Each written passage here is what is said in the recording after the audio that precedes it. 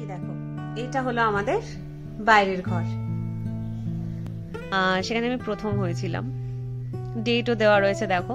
এবারে এই বিসর্জন নাটকে অপর্ণার চরিত্রে করেছিল আমার মা এবং বাবা করেছিল গোবিন্দ মানিক্যের চরিত্রে।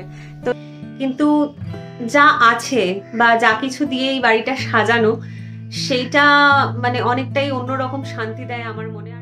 আজকের ভিডিওটা শুরু করার আগে আজকের মেনুটা তোমাদের সঙ্গে না শেয়ার করলেই নয়। বহু প্রতীক্ষিত সেই মোচার ঘন্ট, যেটা অনেকদিন ধরে মার কাছে খেতে চেয়েছিলাম। মা এটা এতটাই ভালো রান্না করে, আর আমার মোচার তরকারি খেতে বা মোচার ঘন্ট খেতে ভীষণ ভীষণ ভালো লাগে। সত্যি বলতে কি, আজকে এই প্রথম গ্রাসটা মুখে তোলার পরে আমি এতটাই শান্তি পেয়েছিলাম, মানে কয়েক সেকেন্ডের জন্য আমি না চোখ বুজে টেবিলে বসেছিলাম। এটা খেয়ে আমার এতটাই ভালো লেগেছিল। আর এটা এই কারণে রেকর্ড করে রাখছি, যখন এখান থেকে আবার অন্য দেশে চলে যাব সেই সময়তে যখন মনে পড়বে এই মোচার ঘন্টের কথা, তখন এটা দেখব।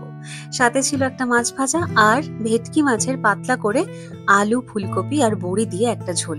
আজকের লাঞ্চ একদম জমে গেছিল। হাই এভরিওয়ান, কেমন আছো তোমরা সবাই? সেউতি স্টোরিজ এর একটা নতুন ব্লগে তোমাদের সকলকে জানাই সুস্বাগতম আর অনেক অনেক ভালোবাসা। আজকে হলো সেই দিন, মানে আজকে হচ্ছে হোম ট্যুর দেওয়ার দিন, বা রুম ট্যুর যাই বলো না কেন, ফ্ল্যাট ট্যুর, এনিথিং। কারণ আমরা তো যেহেতু ফ্ল্যাটে থাকি, তো সেই জন্য ফ্ল্যাটেরই ট্যুর দেওয়ার কথা। তো আমি প্রথমে যে ঘরটায় দাঁড়িয়ে আছি সেটা হলো আমাদের শোবার ঘর।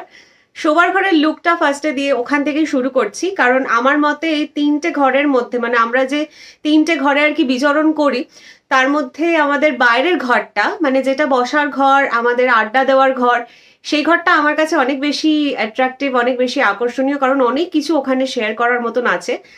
আর মাঝের ঘরটাও অনেক স্মৃতি জড়িয়ে আছে। তো সেই সব কিছু এক এক করে বলবো। প্রথমে আমি আর মা যে ঘরটায় আর কি সাধারণত রাতের যে সুখ নিদ্রা সেটা দিয়ে থাকে, দুপুরবেলা আরাম করে টিভি দেখি, এই সব কিছু করি।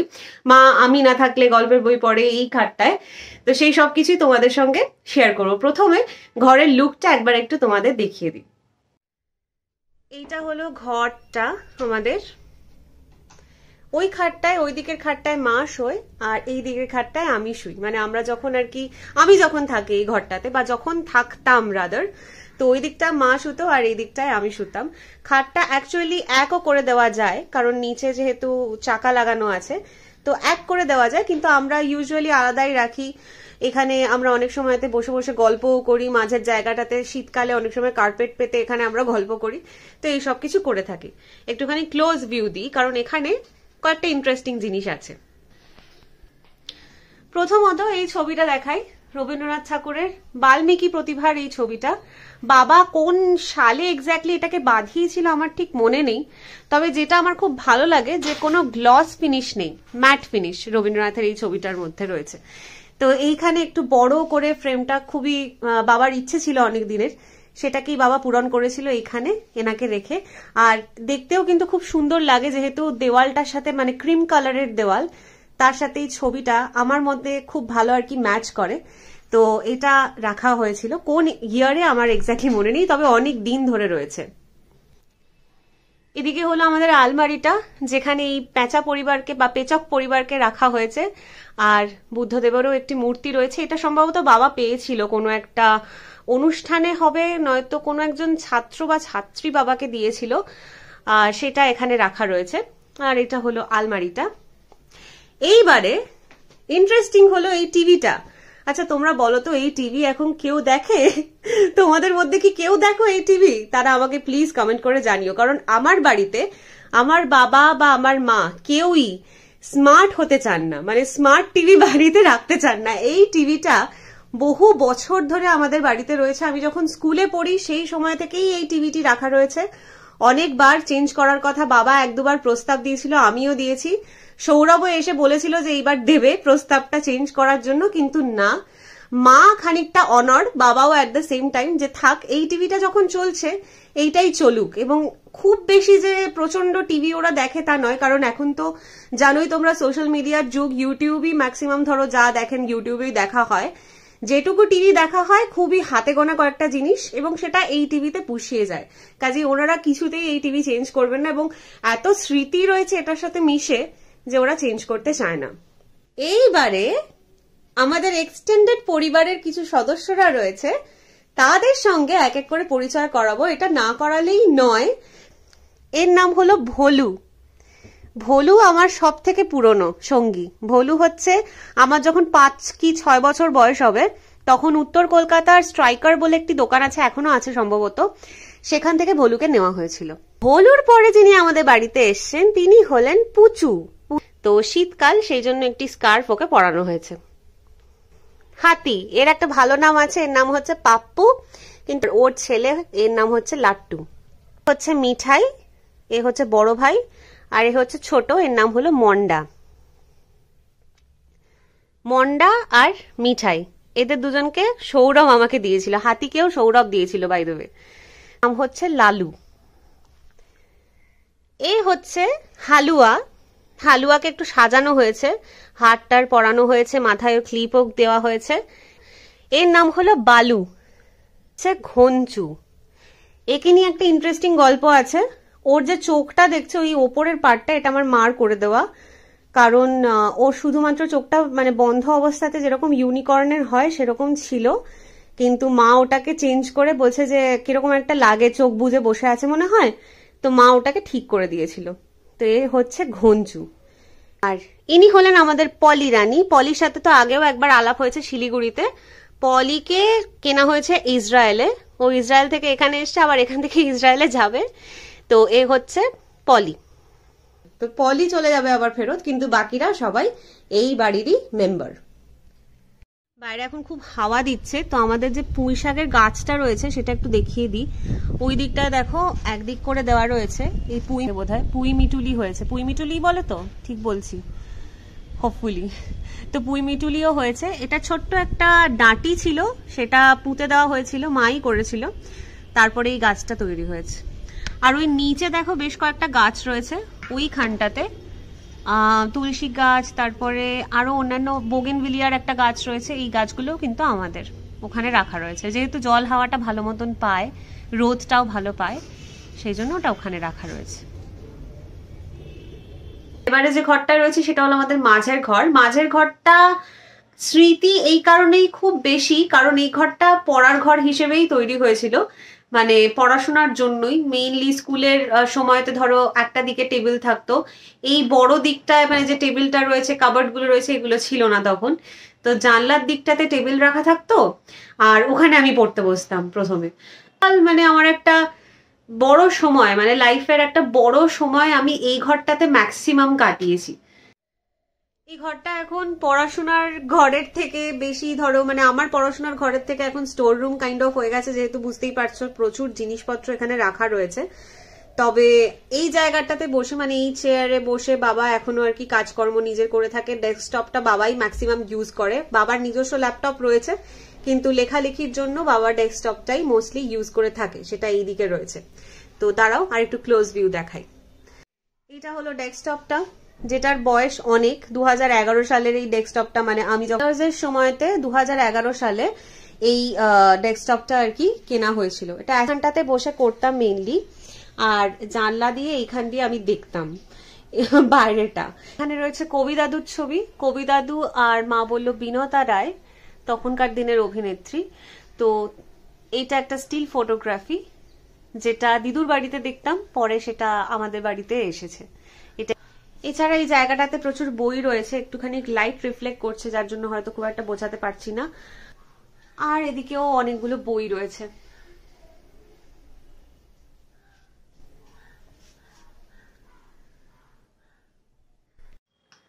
তো মাঝের ঘরটাও দেখিয়ে দিলাম। এইবারে বাইরের ঘরটা, মানে যেটা আমাদের খুবই একটা কাছের জায়গা বলা চলে, মানে এই বাড়িতে এলে পরে এই ঘরটায় একটা অদ্ভুত শান্তি জাগে বসলে, গল্প করে, সমস্ত কিছু করে। তো সেই ঘরটাই একটু তোমাদের আমি দেখাবো। এই দেখো, এইটা হলো আমাদের বাইরের ঘর।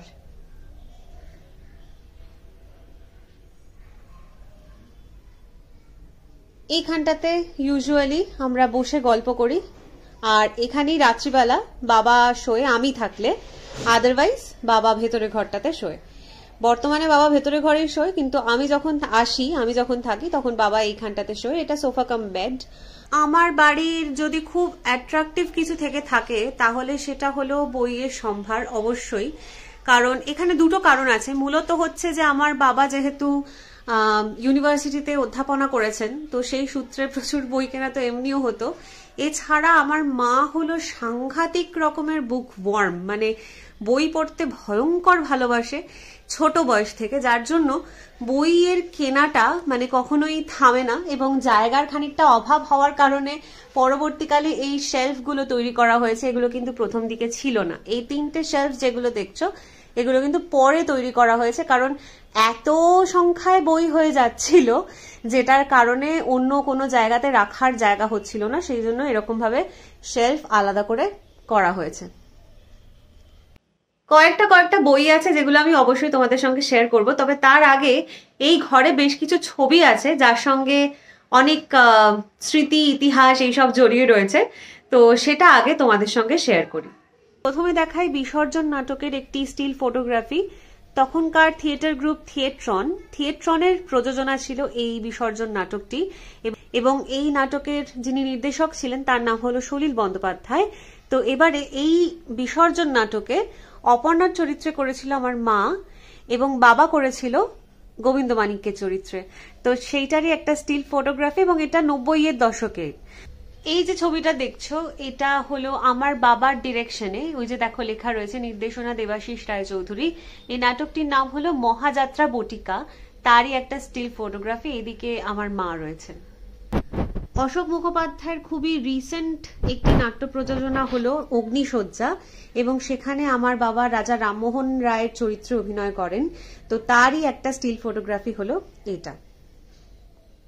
খুবই ছোট, মানে খুবই ছোট ক্লাসে পড়ি স্কুলে, সেই সময়তে বাবা আর মা দুজনেই গল্প অভিনয় বলে একটি জিনিস শুরু করেছিলেন, মানে একটি প্রয়াস ছিল সেটি, যেটা হলো যে একদম যে গল্পটা যে ভাষায় প্রথম পুরুষে যে গল্প লেখা রয়েছে এবং যে ভাষায় লেখা রয়েছে সেটা বাংলা সাধু ভাষাও হতে পারে, তো সেই ভাষাতেই মানে যে গল্পটি রয়েছে সেটিকে পুরোপুরি মুখস্থ করে এবং তাতে অভিনয় যোগ করে এইভাবে মঞ্চে তারা পরিবেশনা করতেন। এবং এটি হলো রবীন্দ্রনাথ ঠাকুরের কঙ্কাল গল্পটি, যেখানে রবীন্দ্র জয়ন্তী উপলক্ষে আমার বাবা তো বিভিন্ন জায়গাতেই আবৃত্তি করেন। তো সম্ভবত এটা জোড়াসাঁকোতেই, যার ছবিটা মানে ল্যামিনেশনটা একটু ঠিক করা হয়েছে। আগে এটা এই কালো ফ্রেমটা ছিল না, এটাকে আবার ঠিক করা হয়েছে। তো এটা বেশ কিছু বছর আগেকার।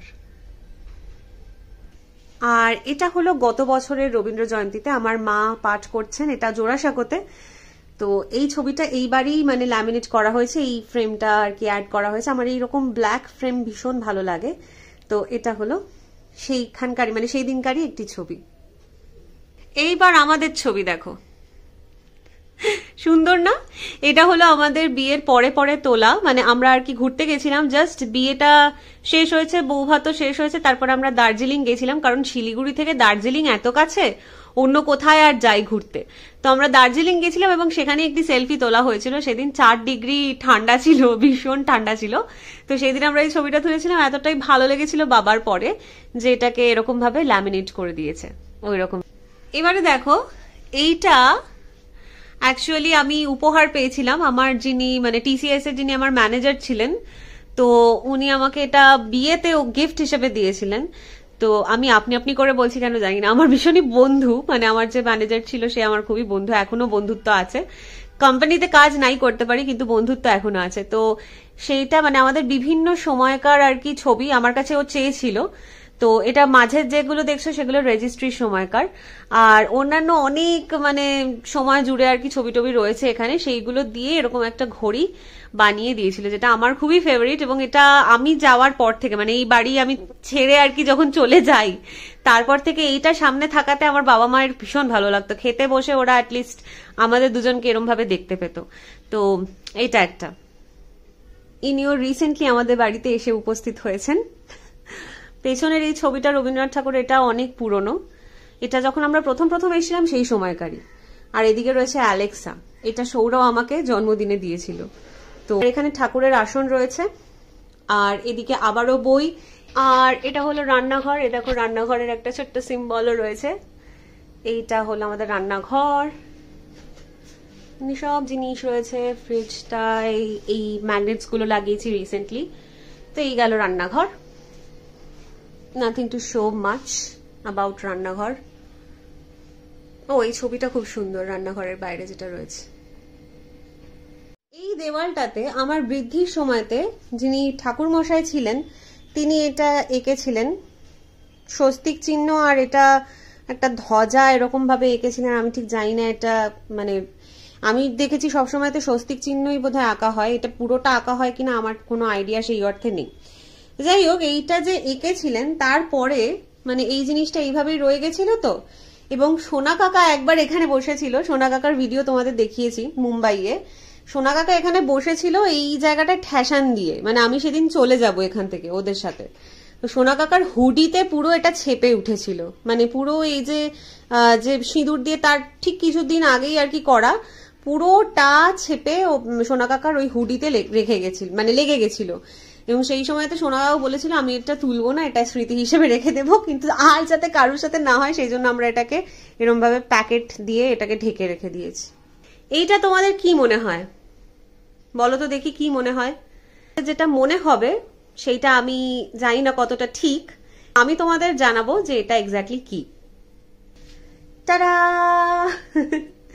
এটা হচ্ছে একটা টেবিল, এই দেখো, দেখেছো? এটা হচ্ছে একটা টেবিল। এটাই আমাদের রাত্রিবেলা খাওয়া দাওয়া করার জায়গা।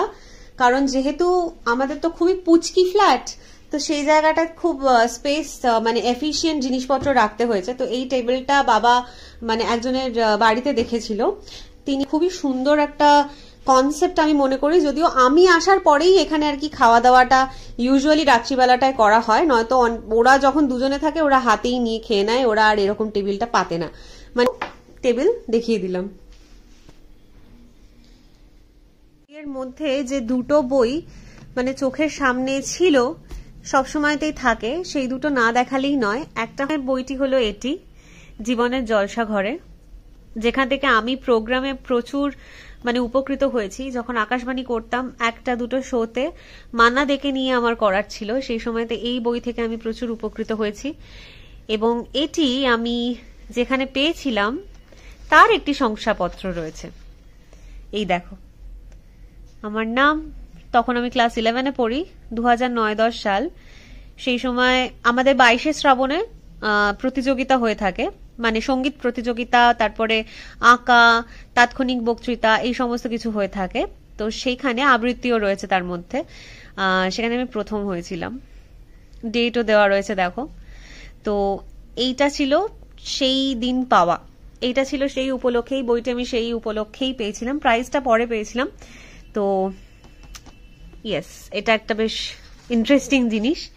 এখানেও লেখা রয়েছে বাৎসরিক পুরস্কার বিতরণী। এটা আমাদের অ্যানুয়াল ফাংশন হয়, সেই সময়তে আমাদের এই প্রাইজটা দেওয়া হয়েছিল। তখন আমার বোধহয় ক্লাস 12 হয়েছে, মানে সেই সময়তে, যেহেতু এটা 11-এ আমি পেয়েছিলাম, ক্লাস 12 হয়েছে, সেই সময়তে এই প্রাইজটি দেওয়া হয়েছিল। আর আরো একটা হলো এই বইটা, গোলাম মুর্শিদের আশার ছলনে ভুলি, এটাও আমি পেয়েছিলাম ফার্স্ট হয়ে। এই যে এখানে লেখা রয়েছে 22শে শ্রাবণ সঙ্গীত প্রতিযোগিতা, এবং এটা 2006 সালে, এটা আমি তখন ক্লাস 8-এ পড়ি। তো সেবারেও আমি ফার্স্ট হয়েছিলাম প্রতিযোগিতাতে আর কি, সঙ্গীত প্রতিযোগিতায়। তো সেইবারে এটা পেয়েছিলাম, এই যে এখানেও লেখা রয়েছে। এবং এইটা পুরস্কারটা পেয়েছিলাম 2007 সালে, 2006-তে আমি মানে পড়াকালীন পেয়েছিলাম এটা প্রাইজটা। পুরস্কারটা অ্যাকচুয়াল বিতরণী হয়েছিল অ্যানুয়াল ফাংশনে। পুরো হয়েছিল যে 8-এর তুলনায় একটু হলেও কঠিন বইটা, আমার মাও আজকে বলছিল। তা বাদে এই দুটো বই আমার মানে প্রাপ্তি। মূলত আমি বিয়েতে বই পেয়েছিলাম উপহার হিসেবে, যেটা এখনকার দিনে সত্যিই একটা হয়তো মানে অনেকে গিফট করেন ভালোবেসে, আবার অনেকেই হয়তো ভাবেন যে এখনকার দিনেও বই গিফট হয় বিয়ে বাড়িতে। না না, হয়, নিশ্চয়ই হয়। এবং সেখানে বাবা হাঁপিয়ে গেছি, এবং সেখানে এই বইগুলো সত্যিই একটা মানে অমূল্য রতন। এক একটি বই এক একটি অমূল্য রতন, অবশ্যই মানতেই হয়। যার জন্য আমি ঠিক করেছি, বাবাও বলছিল যে জেন অস্টিনের যে কালেকশনটা রয়েছে এটা পুরোটা নিতে পারবো কিনা জানি না। তার মধ্যে প্রাইড অ্যান্ড প্রেজুডিসটা আমি পড়েছি, এমা, এই দুটো বই আমার পড়া। কারণ এমা বইটা আমার মনে আছে যখন আমি ক্লাস 9-এ পড়ি, সেই সময়তে আমি যার কাছে ইংরেজি পড়তে ঢুকেছিলাম সেই সময়তে, মানে প্রাইভেট টিউশন, তো তিনি সাজেস্ট করেছিলেন এমা পড়ার জন্য। এমা ছিল, আরো দুটো বই ছিল, এমার পরে আরো দুটো বই ছিল তিনি সাজেস্ট করেছিলেন। তো এমাটা সেই সময়তে আমি পড়েছিলাম, আর প্রাইড এন্ড প্রেজুডিস পড়েছিলাম কিছুটা, আর সিনেমা দেখেছিলাম। তার জন্য এই দুটো আমার মানে গল্পটি জানা, কিন্তু বাকিগুলো নয়। সেই জন্য ঠিক করেছি অন্তত একটা সরু বই আর একটা একটু মোটা বই, এই দুটো ভাবছি এবারে নিয়ে যাব। বাবা বলছিল, রিকোয়েস্ট করছিল। এটা একদম দেখো ইনট্যাক্ট ওইভাবেই রয়েছে। কারণ আমার মা বাবা ম্যাক্সিমাম টাইমই বাংলা বই মূলত পড়ে থাকেন, তো এখানে ইংরেজি বইয়ের মধ্যে এই দুটোই, মানে ইংরেজি বইয়ের মধ্যে এই যে কালেকশনটা, এটা একটা রয়েছে। আর এটা হলো হাউস অফ দ্য ড্রাগন, মানে এটা সম্ভবত গেম অফ থ্রোনসের যে আগের, যেটা এখন আমরা ইয়েতে দেখি অনেক সিরিজে আর কি এসেছে, যেটা টিভি সিরিজ হিসেবে রিসেন্টলি বোধহয় পার্ট 2ও এসেছে। আমি পার্ট 1টা দেখেছিলাম। তো আমার যারা আকাশবাণীর বন্ধু বান্ধবরা রয়েছে তারা আমাকে এটা উপহার দিয়েছিল, এই যে। তো 5 জনে মিলে এই বইটি আমাকে তারা উপহার দিয়েছিল। এটা হলো গেম অফ থ্রোনস এর মানে আগের স্টোরিটা। যারা গেম অফ থ্রোনস দেখেছো তারা নিশ্চয়ই জানো, যারা হাউস অফ ড্রাগন দেখেছো তারাও বুঝতে পারবে যে গেম অফ থ্রোনস এর প্রায় বোধহয় 176 না কত বছরের আগেকার গল্প হচ্ছে এই হাউস অফ দ্য ড্রাগন। মানে এটা খুবই সাবজেক্ট স্পেসিফিক, যাদের ভালো লাগে এই ধরনের গল্প তাদেরই ভালো লাগবে, আমার ভালো লাগে। কিন্তু বইটির মানে সাইজ দেখতে পাচ্ছ, এবং আমাদের লাগেজের যেরকম লিমিটেশন থাকে সেখানে ক্যারি করা এত ডিফিকাল্ট। তো দেখবো এবার কোনটা নিয়ে যাওয়া যায়। বাংলা বইও নিতে হবে তার মধ্যে অবশ্যই, দেখি কোনটা নিয়ে যাওয়া যায়। কারণ যে 3টে নিয়ে গেছিলাম তো তাদের মধ্যে একটা তো ছোট ছোট গল্প, সেটা কিছু কিছু পড়ে নিয়েছি, আর বাকি দুটো শেষ হয়ে গেছে বহুদিন আগে। কিন্তু এইগুলো যেহেতু হয়নি, এটা নেব, আর দেখি এর মধ্যে কোনটা নিয়ে যাওয়া যায়। মোটামুটি ছোট বয়স থেকে মানে যে যে গল্পের বইগুলো পড়তে হয় আমাদের জেনারেশনের, ধরো ছেলেমেয়েরা পড়েছে, যেমন গ্রিম ভাইদের রূপকথা, সুখলতা রাও, এছাড়া লেডিবার্ড ক্লাসিক্স। তো আমার বাবা আমাকে পড়িয়েছে লেডিবার্ড ক্লাসিক্সের মধ্যে দিয়েই আমার এনিট ব্লাইটনের গল্প পড়া সেই সময়তে। এছাড়া আমাটির ভেপু, মানে যে যে জিনিসগুলো ছোটবেলাতে আমরা সাধারণত চেষ্টা করি ছোটদের পড়ানোর, সেই জিনিসগুলো আমরা পড়েছি। তবে আমার গল্পের মানে থেকেও, গল্পের বইয়ের থেকেও আমার কমিক্সে বেশি আর কি ইন্টারেস্ট ছিল, আমার কমিক্স পড়তে বেশি ভালো লাগতো। তো সেই সময়তে আমি মানে শুরুটাই করেছিলাম, আমার মাসি এখানে আমাকে অনেক হেল্প করেছিল, মানে আমার ছোট মাসি আমাকে নন্টে ফন্টের সাথে আলাপ করিয়েছিল সেই সময়তে। তো নন্টে ফন্টে, তারপরে টিনটিন, এবং পরবর্তীকালে টিঙ্কল যে ডাইজেস্টটা হয়, তোমরা অনেকেই জানো, টিঙ্কল পড়েছো অনেকেই। তো সেই সময়তে টিঙ্কল পড়তাম, পরপর আসতো যতবারই মানে মাসি আমাদের বাড়িতে আসতো। আগে আমরা এই বাড়িটাতে থাকতাম না, যখন যে বাড়িটায় আমরা থাকতাম কালীঘাটের কাছে, তো সেখানে যখন মাসি আসতো দেখা করতে, তখন টিঙ্কলের বই অবশ্যই আনতো, টিঙ্কল ডাইজেস্ট, মানে সেই উইকের যে টিঙ্কল ডাইজেস্টটা ছিল সেটা নিয়ে আসতো, এবং এত ভালো লাগতো সেই সময়টা।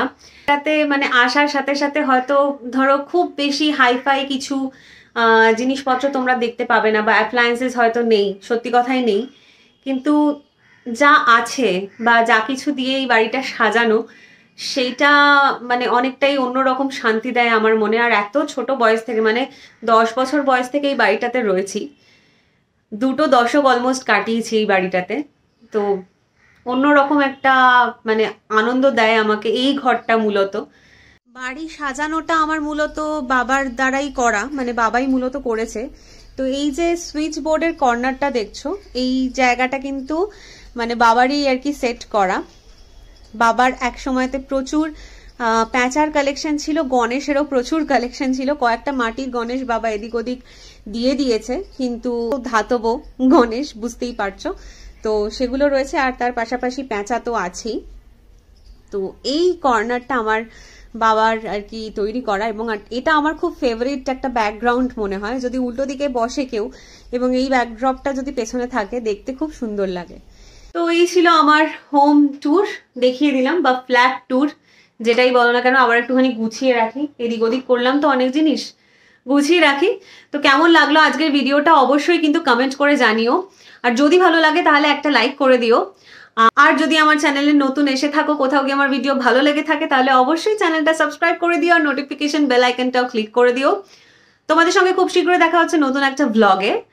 আর আজকে যেহেতু ইচ্ছা আছে আমার বান্ধবীর সাথে দেখা করার, মানে প্রায় 14 বছরের পুরনো বন্ধু আমার কলেজের, তার সাথে আমি দেখা করবো। সে আমার বেস্ট ফ্রেন্ড এক কথায়। তো তার সাথে দেখা করব, তবে সেই ব্লগটা আমি পরের ব্লগে আনবো। এই ব্লগে আর রাখছি না, এখানেই আজকের মতন শেষ করছি। একটু জল খেতে হবে, গলা শুকিয়ে গেছে। এখানেই শেষ করছি। তোমরা সবাই খুব ভালো থেকো, সুস্থ থেকো আর সাবধানে থেকো। তাহলে আজকের মতন জানাই বাই।